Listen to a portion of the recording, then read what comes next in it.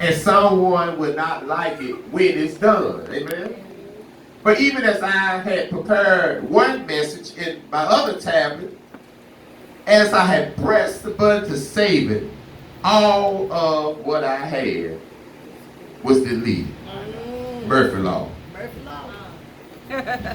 But see, one thing I like about God, believers, God don't deal with Murphy Law or man's law or man's way of thinking. But God deals with all things work together for the good of them that love the Lord, who are called according to his purpose. Amen. Yes.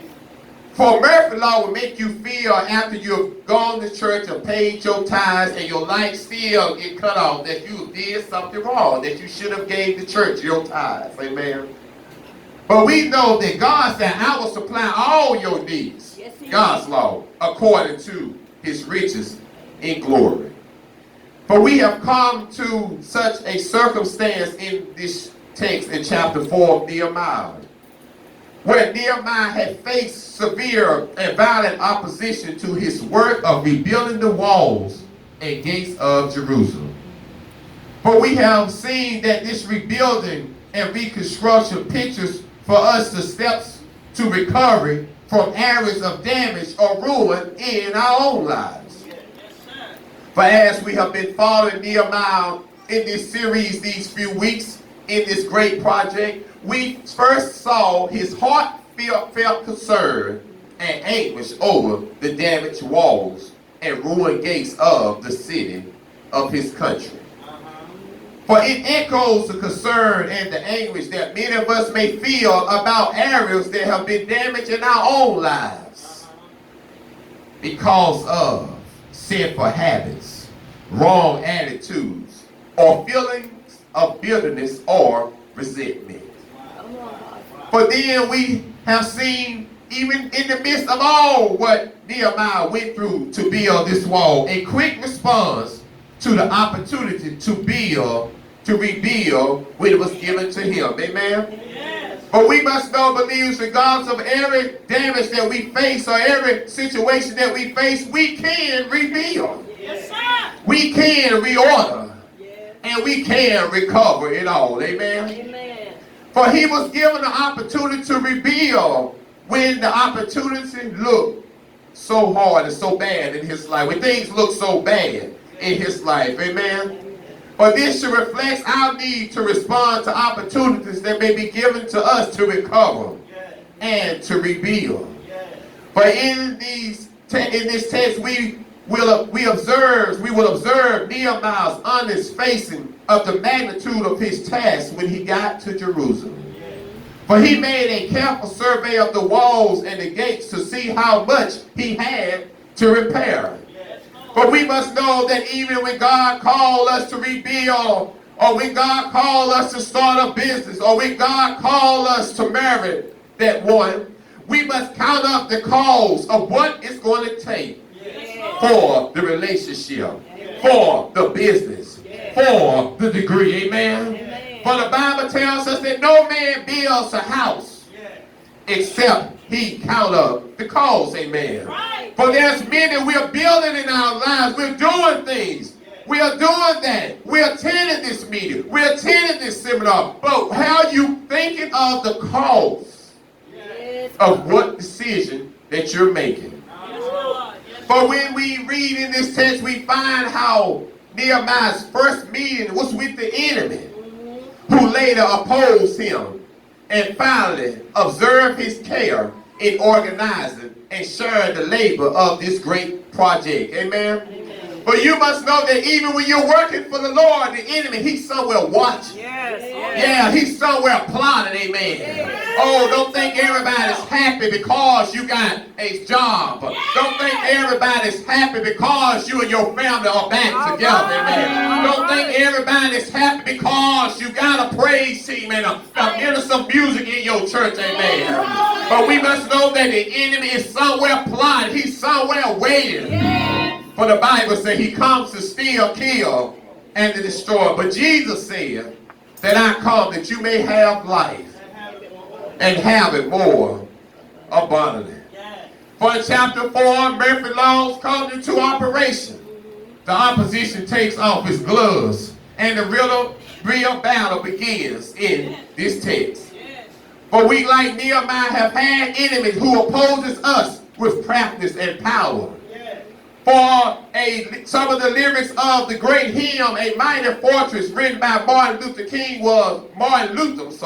was for still our ancient foe do seek to work us woe. For against every effort on the part to get our lives together and recover from damage, hurt, ruin, will sometime pop up. And we will experience opposition from the enemy. For yes, after all of the worship that you be in, sometime before you can get home good, an enemy's there to bring opposition. To bring opposition in the car. To bring opposition in the parking lot. And even before you walk out of the sanctuary, here comes opposition to cause you to get distracted. Amen. But we must know, believers, that regardless of all the distractions, Nehemiah continued to build because he had a mind to build the wall. Amen. For his first attempt to halt such recovery is to discourage us. Amen. For the enemy's first attempt to halt such recovery is to discourage us through ridicule, derision, or rejection. For in this chapter we find, according to verses 1 through 3, we hear the scorn, the derision, and the sarcasm in those comments. For many of us perhaps have experienced this kind of attack even in our own personal lives. For there are people that I know that are willing to stop drinking because they don't want to be laughed at or mocked, knowing that the drinking is causing them harm to their body. But I also know people that are hooked on drugs, but they want to stop. But because they're afraid they'll be laughed at or because they'll be singled out, they'll keep on using the drugs. But there are many young people and old people that are trapped in habits of some kind that are destroying them out of fear. They will be ridiculed if they try to stop. Amen. But we must be like Nehemiah that stand regardless of what they said. Amen. We must be like Noah that kept building the ark when they laughed at him. When they had seen no rain and seen no water, he kept building the ark. For God needs some Nehemiahs and some Noahs in here on Faith Walker that will build regardless of how it looks, regardless of how it feels, regardless of who walk out of your life, regardless of who won't support you, regardless of who won't come to your church. God's looking for somebody that will build. Give God praise.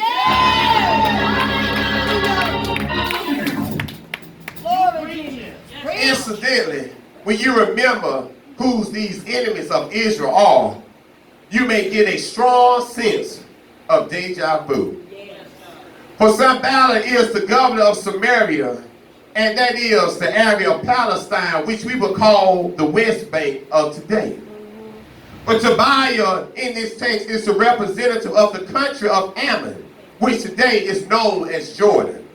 For in verse 7 we learn that this coalition includes Arabs and the men of Ashdod. For today Ashdod is part of the Gaza Strip.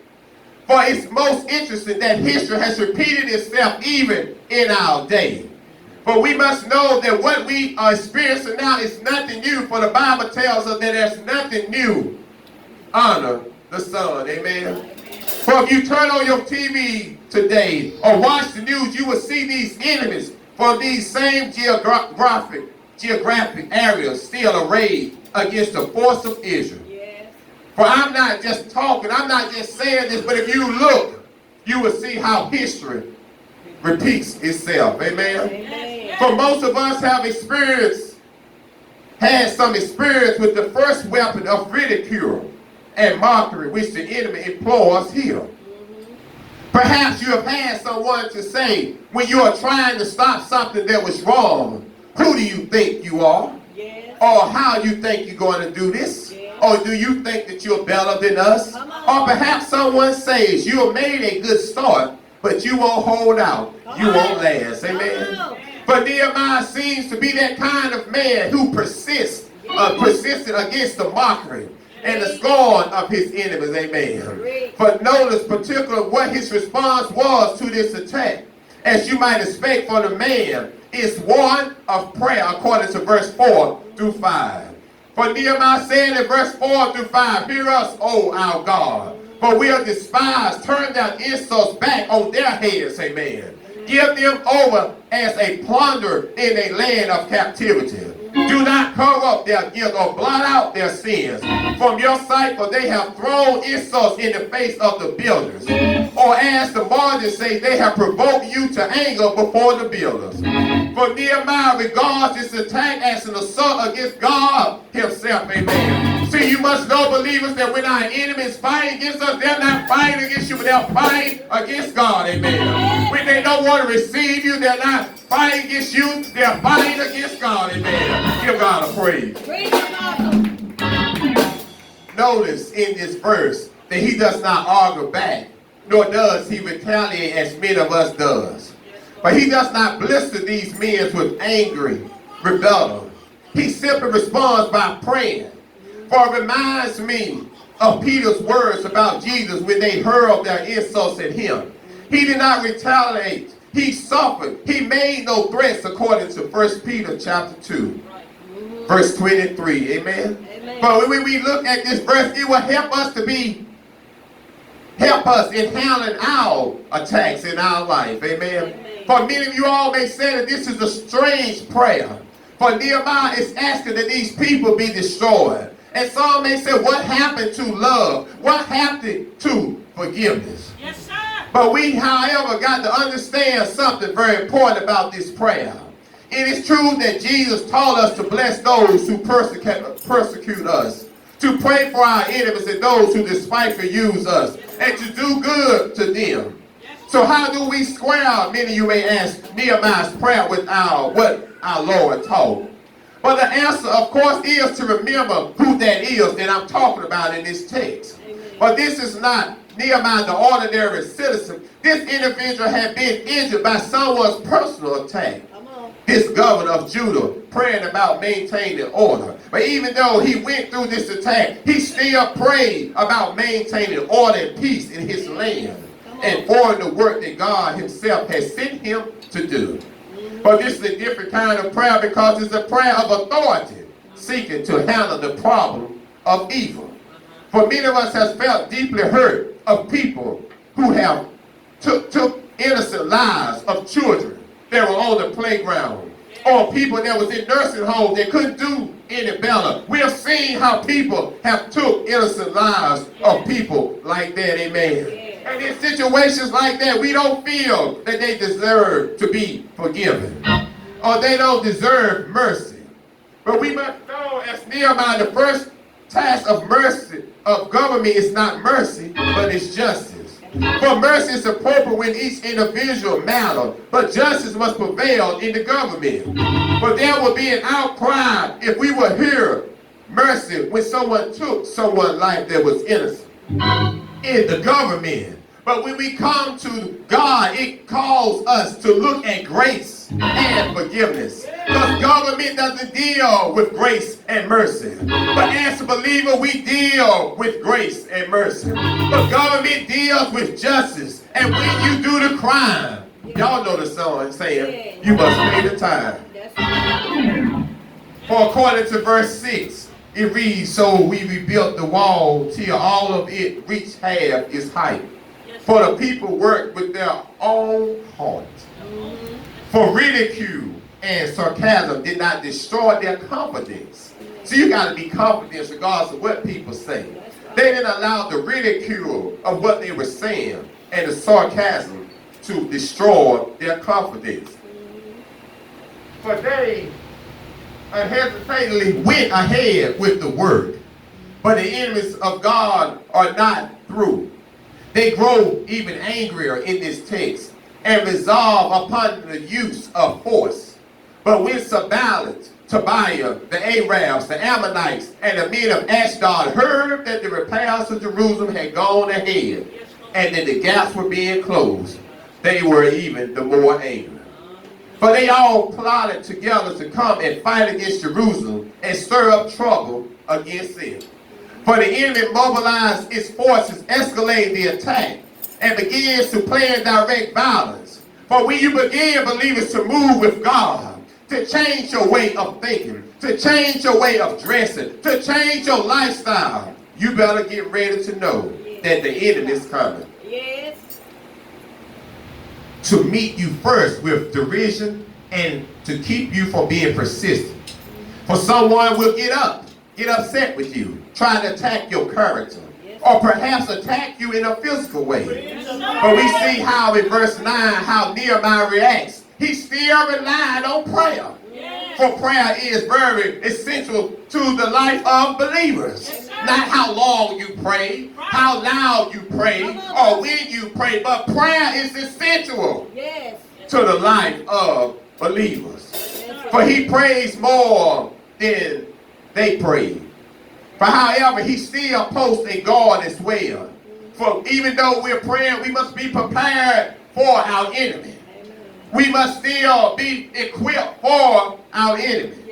But this blending of resources of spiritual life with those of the material world is a marvelous picture of how believers ought to face threats, recognizing that we need action on both levels. Amen. For still the enemy persists, and now he launches a propaganda campaign. For according to verse 10, it said, meanwhile the people in Judah said, the strength of the laborers is given out, and there is so much rubble that we cannot rebuild the wall. But this is understandable. But there was enormous amounts of debris, broken stones, which had to be cleared away before they could get to the walls. It must have been very discouraging, I imagine, trying to move out of a place that has been destroyed, or trying to progress in a place that's been destroyed. It's just like living in a house for 30 years or more, and you get to the point that you have to move because something discouraging has happened. But at this point, these people were at a point of exhaustion and frustration.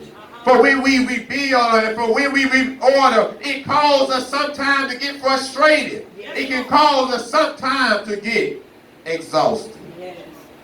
For the enemy immediately takes advantage of that weakness and discouragement, according to verse 11 or 12. For have you faced something like that in your life, when you were ever threatened at work, threatened in the church, threatened in your home, when you try to correct an immoral or illegal practice that was being carried out around you? Perhaps someone said to you, keep that up, and you may lose your job, or you may lose your spouse. You may have been threatened with demotion or with eviction from your house or your apartment. You may have even been invited out in the parking lot to face a physical attack. For these were the kind of things that Nehemiah was dealing with. For Nehemiah's response was very deliberate, enlightened, and helpful, according to verse 13 and 4. But he carefully assesses the situation and evaluates what is needed. But we must know, even in our times of frustration, we still must evaluate. We still must keep temperance. We must still keep self-control. Yes, sir. For the people of God today don't have any self-control. They don't know how to shut up. They don't know how sometimes, we don't know how sometimes to let things go. We don't know how sometimes to turn our other cheek. For one lady told me many years ago when I was a young man, she said, Corey, you must learn how to choose your battles. Yes, sir. She said, because if you don't, you're going to be fighting and stressed out your whole life. Yes, I didn't see that at that time, but now that I've gotten older, I see the importance of learning to choose your battle. But we must observe exactly where we are under attack. What are we addicted to? What wrong habit? What drug habit? What attitude of mind do we have? What business of spirit are we dealing with? See, when we have identified the source of attack, we must get on post, stand on point, rectify the situation. But this is what Nehemiah does. He assesses the situation and prepares for a full assault. Following the situation, we must prepare. For Nehemiah reviews spiritual resources, according to verse 14 through 15. Because they were believers, they had power at work in their lives that their enemies knew nothing about. But they had invisible resources that they could count on in the midst of danger. For great and awesome God who was with them to stand with them in their peril. For when they remembered this, they became reassured and renewed in courage. For the enemy saw that they could achieve nothing with their attacks. For God had frustrated their plotting by Nehemiah's simple reminder that God was with his people and would fight for them. But one of my favorite passages in the New Testament is Paul's second letter to Timothy. For Paul is in prison in Rome, and Timothy, a rather timid young man, is all alone, feeling discouraged in the great pagan city of Ephesus. The great apostle writes to him in the word of advice, remember Jesus Christ, risen from the dead, according to 2 Timothy chapter 2, verse 8. But Timothy was not alone, as we are not alone. For God was with him. Jesus is risen. He is awesome. He is strong. He is powerful. Yes. Reckon upon him and you will be able to stand against the most subtle temptation and the most dangerous threats that come against you. For Nehemiah goes on in the next passage to maintain his readiness according to verse 16.